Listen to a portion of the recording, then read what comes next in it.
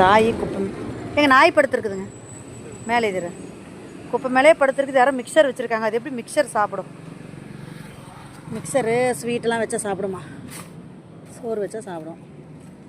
தங்கம்மா, தங்கம்மா, தங்கம், ஏசாமி புள்ள போன துக்கமா?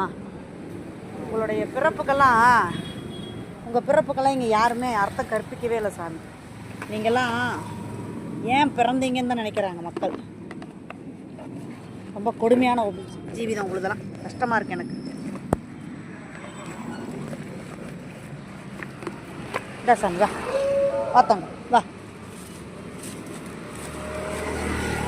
சாப்பிட்டு சிக்கன் சாப்பிட்டு இதே குழந்தை இருக்கும்போது கொடுத்துருந்தா நல்லா பால் குடிச்சிருப்பேன், தாய்ப்பால் கொடுத்துருப்பேன். எங்கே வைக்கிறது? அப்படி வச்சா சண்டைக்கு வருவாங்க. இது வேறு ஏதோ பெரிய தட்டில் வைக்கிறேன், நீ சாப்பிடு. குழந்தைய தான் இழந்துட்டேன், பிள்ளைய தான் இழந்துட்டேன். சாப்பிடா சாப்பிடு சாப்பிடு சாப்பிடு, அம்மா தரேன். இப்படி ஓரமாவா.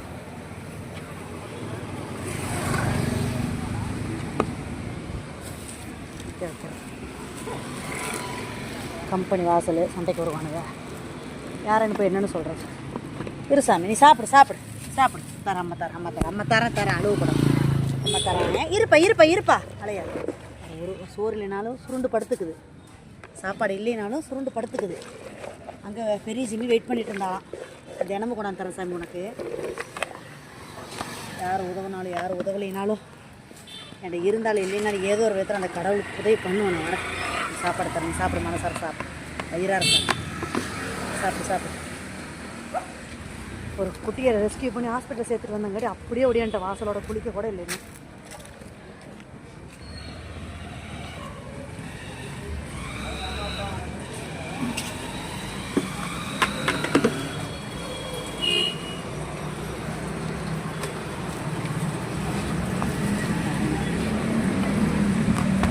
போட்டுரும்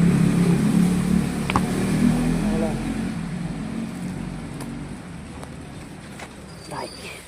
தங்கம்மா சாப்பாடு இருந்தா ஓடியா ஓடியா, வா வா, சோறு இருந்தா சீச்சி மாமா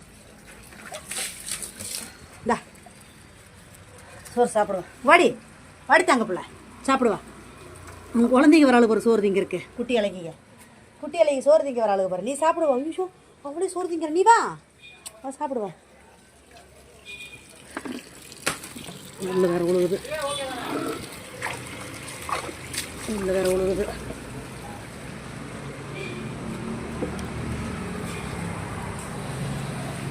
பாப்பாப்பா சாப்பிடுவா.